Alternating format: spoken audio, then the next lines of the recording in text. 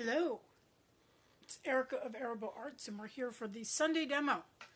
I'll let people gather while I drink some tea. I did have to reheat it.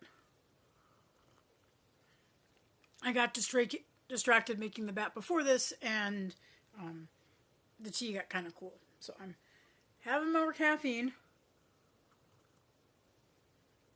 It's Trader Joe's Earl Grey. Organic.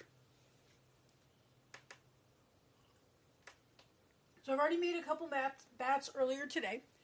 I leave very, very early on Friday morning.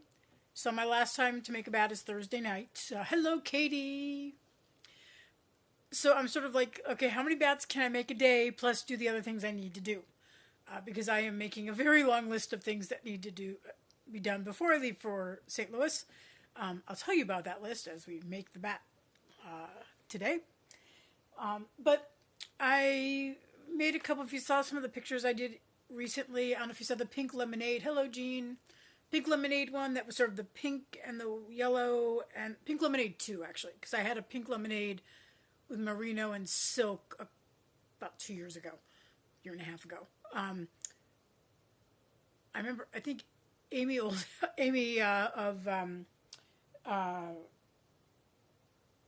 Why Not? No, Forget Me Not Fibers actually bought most of them.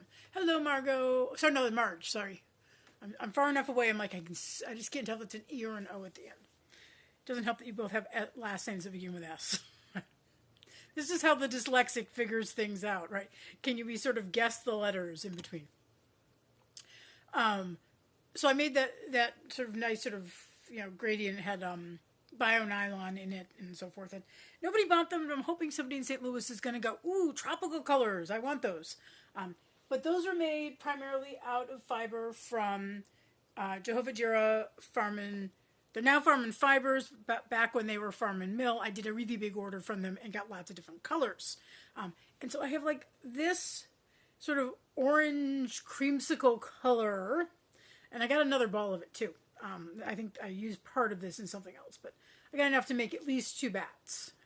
So I'm going to use this as my base. So this is not for Margot, who finally is here too. Hello, Margot. This has alpaca in it, so this is a no-no for Margot. Hello, Beverly. And so, but I had a big box of it. I'm trying to work my way through some of it. So we're going to do this, but then we're going to like super soup it up. Okay? So what are we going to add to it? Well, we are going to add, I think I'm going to do all of this. So I got some bamboo. Okay, I'm going to hold this like right here so you can start to see all the colors against it. So I have this bamboo from the lights reflecting a little oddly. It looks variegated in that photo, and it's not. Okay, it's because of the light. It's like this weird overcast, almost sunshine, but not quite. So I got this orange. That's bamboo from Faith Hope Love Studio. I've got bio nylon in carrot. And then I have this sort of almost like an orange coral color. Right? That's mulberry silk hand-dyed from Frivolous Shoe. Okay. And then I have some natural red airy silk. Got that from Honey Gold Acres. And then some Tussa silk. Yeah, so the colors are all going to sort of hopefully give us that sort of orange, I'm not sure what I'm going to call it yet, but sort of cool and tropical and sort of fun, and not as in your face as this. Okay, so let me get you set up. Oh, and the other thing, I am going to do, because I'm on this kick, we're doing the silk noil. Mainly because I have silk noil all over my liquor in, and I don't want to clean it. So we're going to add it to this one, too. Because I did some pink bats earlier today.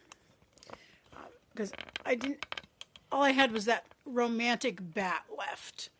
And I'm going to pull you back just a little bit more. So that's up a little further, and I hopefully can still read comments. So anyways, yesterday was really good. I left a little later than I wanted to, but I forgot that they were going to have people, they had people help me carry my stuff in. And there was a lot of space. So I and I'd forgotten to tell them I didn't need their table because I have my table. I have this 6 foot by 30-inch table, and I have one of those fitted sort of trade show cloths that go over it, so it's seamed around the top. And so if they give me a 6 foot by 2 foot table, the tablecloth doesn't fit. So and I will say this alpaca wool gets a little, often clings to the liquor and gets a little messy. I blame the alpaca. Amy's told me that what they mainly, obviously it's 50% alpaca, and then the other 50% is wool, and it changed from time to time when they made it. It was often some Border Leicester and Cordale, but sometimes it had some Romney in it, and sort of what they could get, locally and affordably and so forth. Okay, so we got our little base layer down there.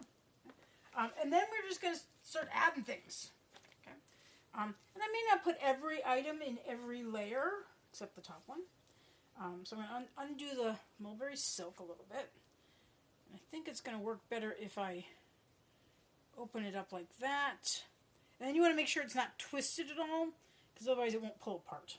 Because silk is really strong if you add any twist to it, right? As those of you who spin it might know. Okay, so we're just going to paint this on. All of these are items that would be painted on. I find it interesting that it's 1, 2... I've got 3 types of silk here, and every bat I've made this today has had 3 types of silk in it. Or 4, actually no, this one will have 4, because I'll have the silk noil too. Okay.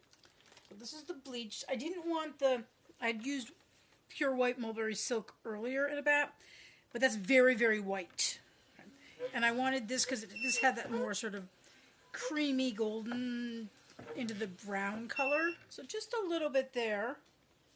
Okay, I'm going to put that aside. Try not to put it in the tea. That would not be good. Okay, so we've done that one. We've done that one. Let's put a little bit of bamboo.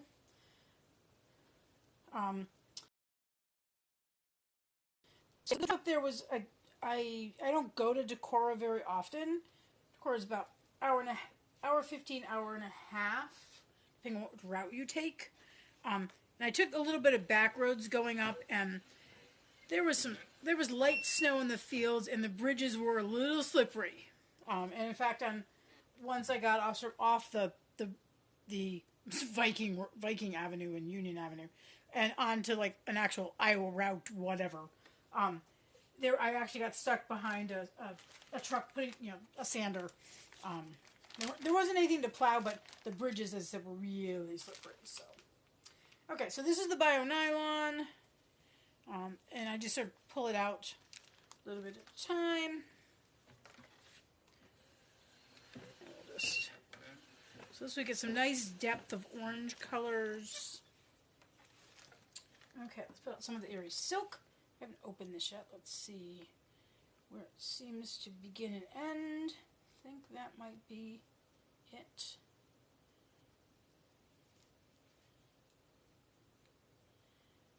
Feels like it's going to pull apart. Maybe it's this end.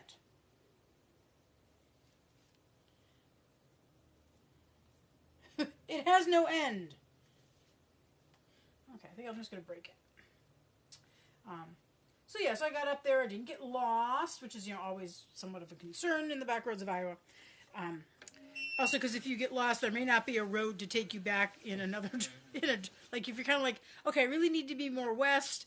Like to find a road that actually goes west, because you have to like work around somebody's fields and all that. It's always sort of intriguing. Okay, so let's put down some of the silk noil. Yeah, so it was, there were maybe 50, 60 people there. I didn't get the actual attendance number. There were 5 vendors and myself. There was Plum Creek Fibers, which is sort of a little collective, a woman, Kim, there's a woodworker, and I think there's someone else in their group. She was right across from me, and she's the one I buy the Border Leicester from that I spin.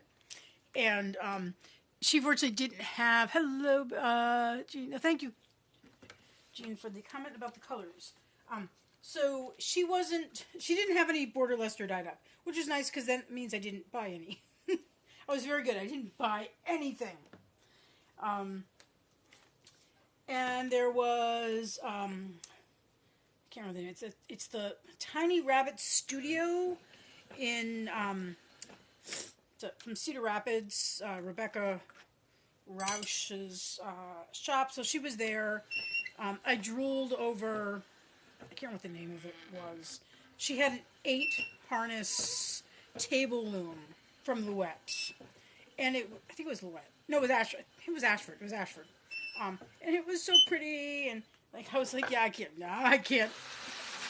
I don't have table space for it. But it was still really pretty. And she was like, I want someone to buy it. And I'm like, well, yeah, but it's not going to be me. But I'm going to come pet it a couple times.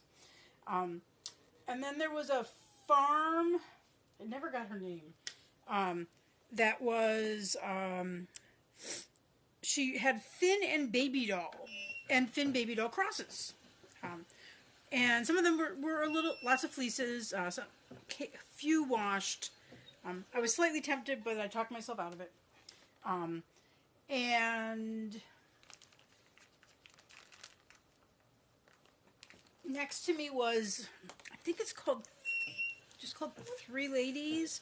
They're the basket makers from the Quad Cities. They have beautiful baskets.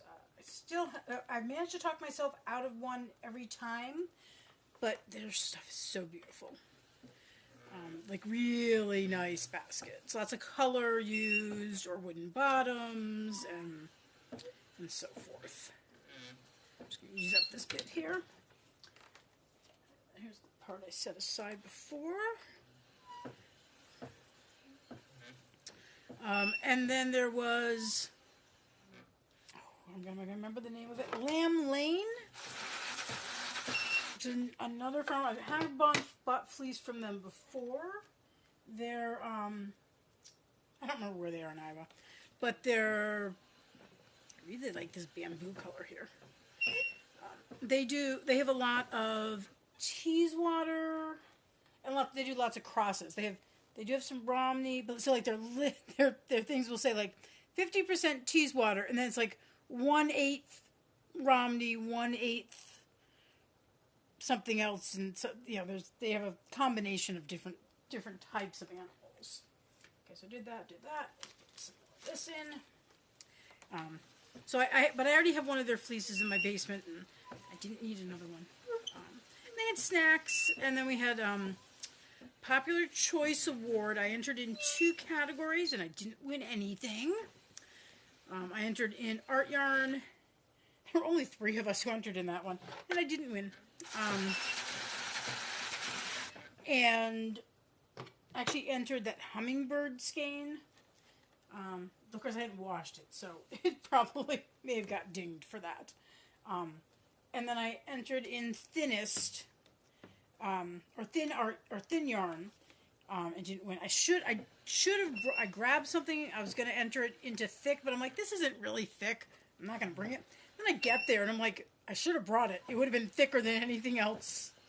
You can tell almost everybody spins this really thin yarn, and I'm like, so it was thick for them, but I'm like, yeah, that's not thick. But even though I didn't win any of those, I did win a door prize. And in fact, hang on, my door prize is right here. I got Rolags. A little bit of Angelina in them. You can see them. So those will be fun. They kind of go with the bat today. And it just says anonymous on the bottom. So I don't know if somebody in the guild was because usually what happens is the vendors make a donation. So I donated a bat that hadn't moved. And so it just says anonymous. But they may have decided, because they only had 6 vendors, and so probably someone in the guild was de-stashing, and so so that was fun. And then there were actually 3 programs. The main speaker was a woman from Minnesota talking about the Three Rivers fiber shed that she's founded and runs, and it's in Minnesota, but it doesn't go all the way north because there's already a fiber shed in northern Minnesota, like up near was it International Falls and some other place that she kept mentioning that I didn't know where it was, and I couldn't see the screen very well because I was back in my booth in the back of the room. But she. But it goes a little bit into western Wisconsin and maybe southwest Wisconsin and northern Iowa. So it's sort of a big circle. 175 miles, I think she said, around whatever the focus point was. And so, so she was talking about, the purpose of it and promoting sustainability and having people know what's raised locally. And she and I guess her intern had done a survey of Minnesota sheep raisers. Okay. And there's a good number that raised for meat. But it turns out there's more than she suspected that raised for fiber. And so... and then she had a list of like the five most popular breeds. Hello, Karen. And so and I'm going to forget the order now. There were Icelandics, Shetlands, Dorsets, Cheviot, and Rambouillet. I think in that order, if I remember correctly. And Rambouillets are clearly raised for fiber. They're not like, they're not like a dual breed. I guess you could eat them, but they're very clearly a fiber sheep versus the others are more dual and so forth. She also had a survey of like number of I don't know if it's number of sheep per county or something, but there were some surprising areas that she knew, like southeast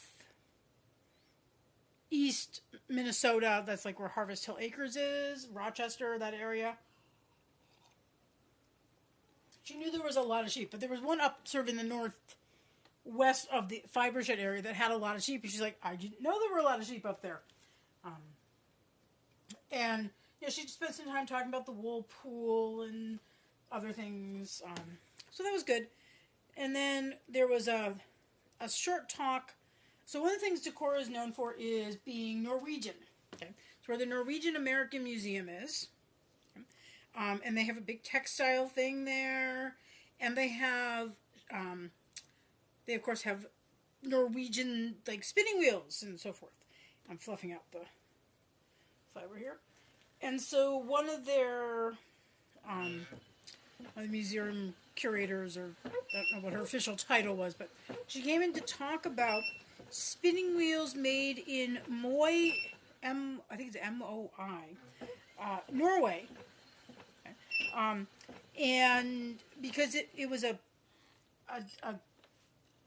village where instead of having just one person who was like the woodworker and made the wheels, there was a whole bunch of different men who made wheels, which was very atypical, and eventually it developed into a factory. And so there's a difference between the ones that were made in workshops, sort of at home, versus the ones that were made in the factory. And there was also, in Minneapolis, at some point, an importer of Moi spinning wheels and so forth. So she was discussing the ones in the collection and things they had learned about them.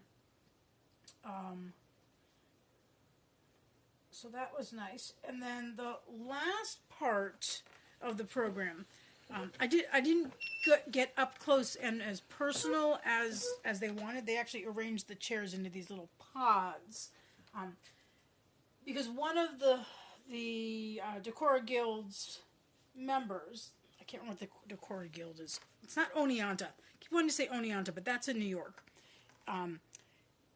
Anyways, one of their members is this amazing sewist and embellisher. And so there was essentially a fashion show, but it was set up so that, piece would be displayed, and she'd talk about it, and then the models would go sort of stand in each pod, so you could get up like really close.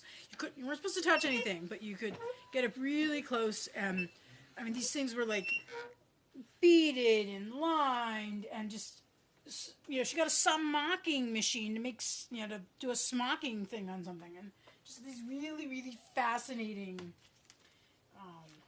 you know, colors, and lots of jackets, and a few dresses and tops and bags that coordinated, and lots of silk, and just really kind of cool stuff. And that went on a lot longer than they planned. I think they planned for half an hour, and it went on like an hour and a half. But everyone was quite fascinated with the whole thing. And then they helped me load up and everything, so it was great. I sold a lot of clothes. A few bats, like all the red bats sold. And I think I sold a green or blue one. But the clothes were just, you know, people just went gaga for them, which was nice. But it means my selection for St. Louis is a lot smaller. I had originally hoped that today, after this, I could go down to my guild and maybe start dyeing the few pieces I have that haven't been dyed yet, but I don't think my energy is going to be quite up there. You know, this is the day after a show, right? So I'm like a little tired, and just sort of like want to take it easy.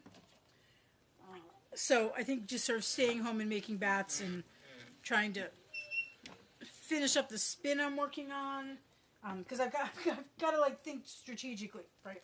Any yarn I want to take, you know, have for sale in the booth needs to be dry by Thursday night so it can be packed, which means I need to wash it by Wednesday night, which means I have to, by Wednesday afternoon, have completed spinning.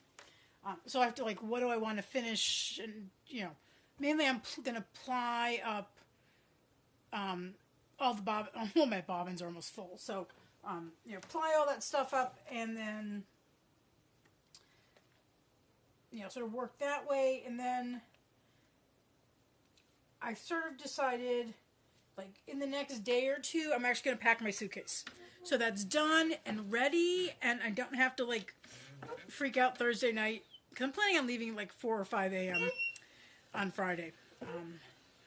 And I'm like, I should probably pack way ahead of time so it's done, and I don't have to be like, oh my god, I forgot to pack this or whatever, which means I have to do the laundry and, you know, all the little moving pieces. So, got to sort of, you know, do that. I have a certain number of bats I've set myself for per day. I may not meet it. I would like to make at least six bats a day. Obviously, I'd like to make more if I can. There's that one over here.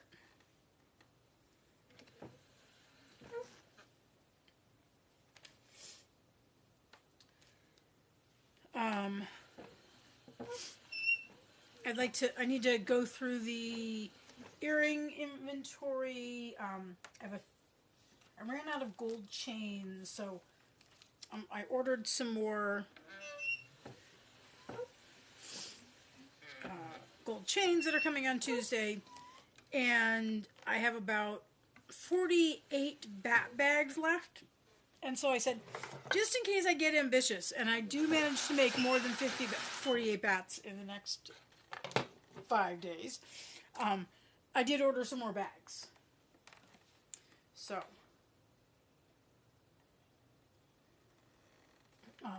but I would like to, originally I was just going to go down and I was going to dye up the fabric for the rug I'm up for at the guild. That may not happen, but I would like to get, and I was going to do just a couple short dye sessions, and I think I may just push myself to do just a super long dye session on 2 days and just dye up everything else I have left, and so I can sort of fill in my racks and they don't look too anemic when I get there. So, is anybody coming to St. Louis? Anybody coming to St. Louis? I just made arrangements with one of the other vendors I know to have breakfast on Sunday. They have a social event on Saturday. But I've never been to St. Louis. I would like to maybe have some St. Louis barbecue. And I don't know, I have no clue where to go for that. So I've contacted, I know a couple of there's a couple waffle vendors, well actually more than a couple, and there's one or two that have been waffle vendors in the past who, I don't think they've done it again recently, but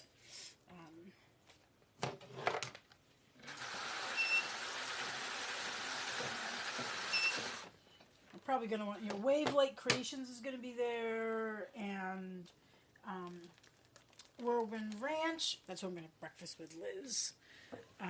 Filled Out Cat, I left her a message to see if she wanted to have a meal queue, and I don't know if Fiber J, Maker J or Fiber J are coming.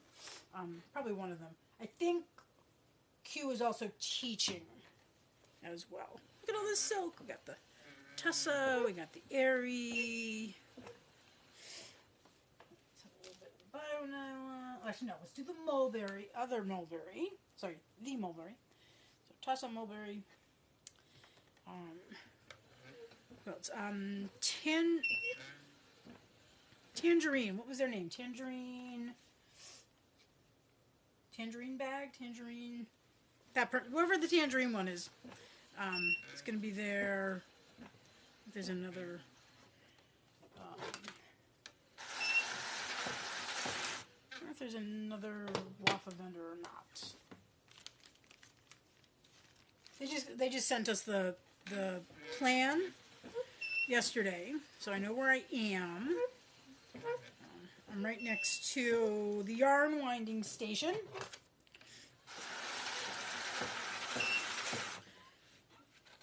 Let's see what we're doing for thickness. Oh, we'll go at least one more layer. This was 1.8 ounces, but obviously we've added a lot of stuff to it. So,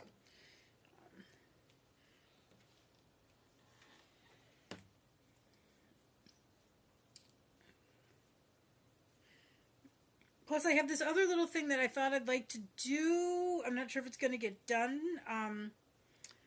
I bought these little alpaca wooden sort of cutout figures. I thought I might paint them or stamp them. But they're just sort of sitting on my coffee table. I haven't decided what to do yet. I just thought those would be kind of fun.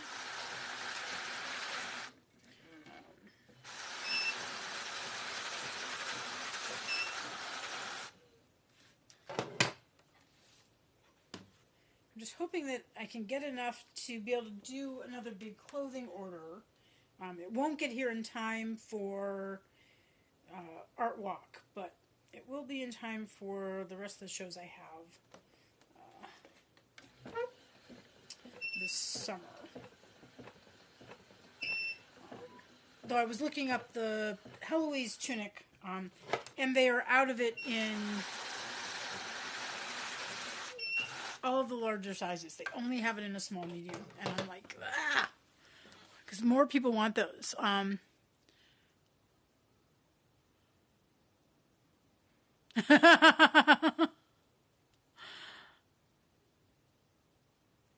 Very good. Are we still live? Yes, we are.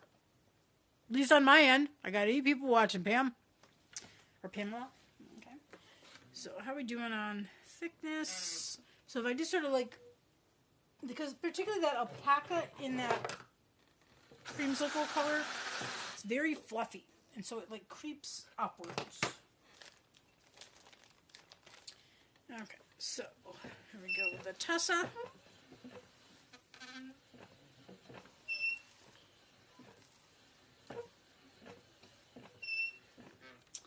And then let's put on the mulberry.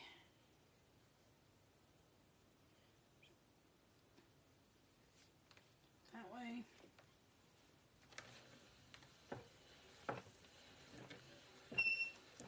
I want to make some more stitch markers. Or the white sheep ones sell like crazy. I'm not sure how many. I think I've got another bag of those, so I can make a bunch more of those. And then I've got. I want to make a little more jewelry.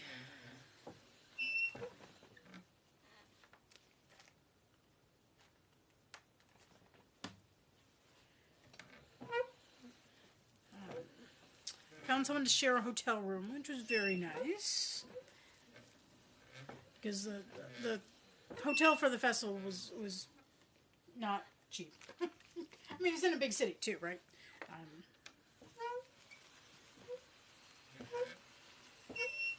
Though I did get, Liz mentioned to me that they had found a cheaper place, and so if I do go next year, that is maybe something I will look into.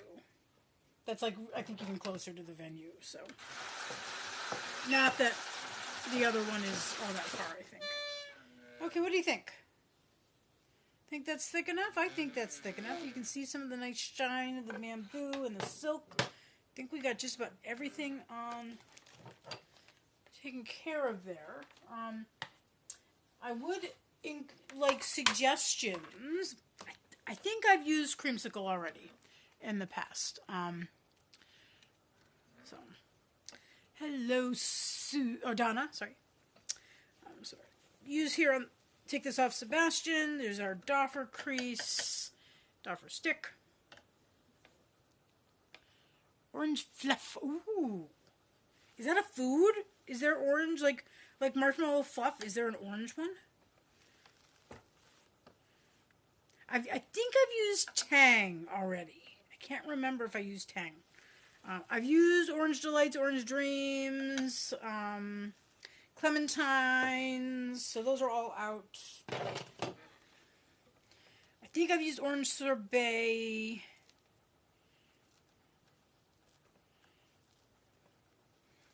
I can't remember where I put my keys, but I can remember the names of bats I've used. Okay, let's get that piece of silk down in there. So I pressed it back into the crease. I think this is going to stick a lot, so we're going to pull these out. What do we got? Citron candy. Or cotton candy. Okay. I have used cotton candy before. Orange sherbet. I have to check if I've used that one before. But citron something would also work. Okay, let's see if I can do this. Oh, maybe. I did something with Romney earlier and it came off so easily and I was like, ooh, that's nice. That means nothing else will come off as easily today. It shouldn't be too bad because I'm going to immediately make another one of these. But, so I don't have to have the drum perfectly clean. But still, I'd like the pieces in the bats and not on the Carter.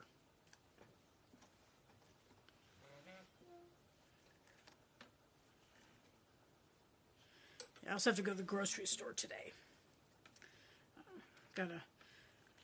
You guys ever get everything set up for the cat sitter? And we're running low on litter and cat food. So I gotta go get those. And I think there's a fuel saver coupon. So I can spend $25 and get 25 cents off a gallon of gas. Which, given the price of gas right now in Iowa, it was $2.59, though I did see someone at $2.54. Sorry, 3, not 2, 3. Sorry about that. Didn't mean to give anyone a heart attack. And actually, before I go, I need to look up to see if Missouri gas is cheaper or more expensive than Iowa gas. I did get a lot of carding down here. It's the silk for the most part. To figure out which side of the state border I fill up on. Because it's going to take about a tank of gas to get down there. About 6 hours. And then a tank back. Okay, so here is without the fluffing. Okay, now I'm going to go fluff. I'm not going to show you after the fluffing. I'm just going to do the roll. And then bring it back so you can see it. This is your time to start guessing the weight, though. So guess how much you think this weighs.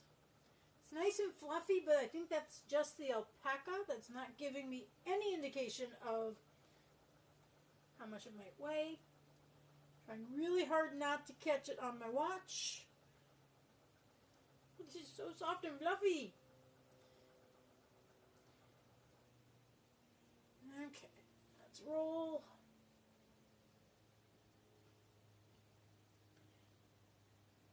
Okay, here we go. Oh, this is just like chock full of stuff. Look at that. Look at that. Okay. Put that on. Tear it out.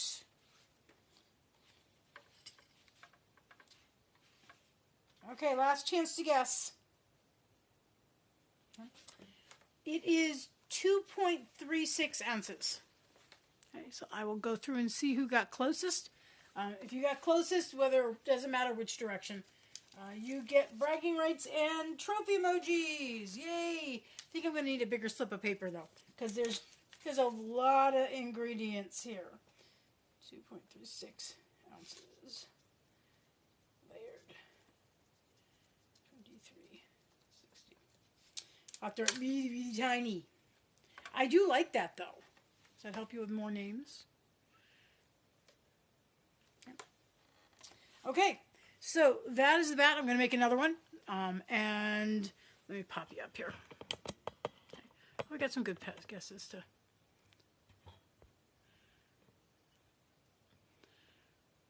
Okay, so 345.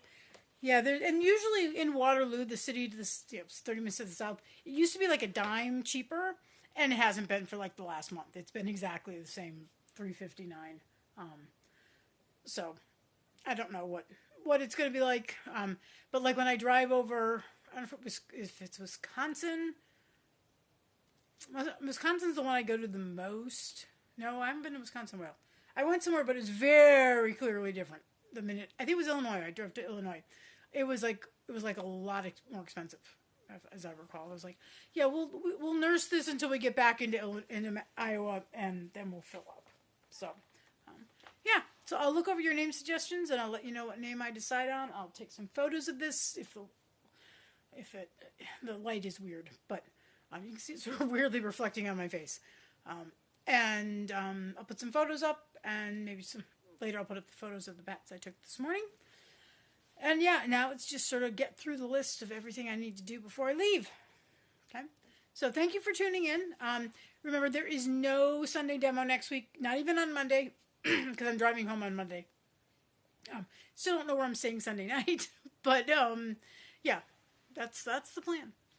Okay, I will see you all around, and I'll probably pop on once or twice before I head to St. Louis. Okay, you all take care. Bye-bye.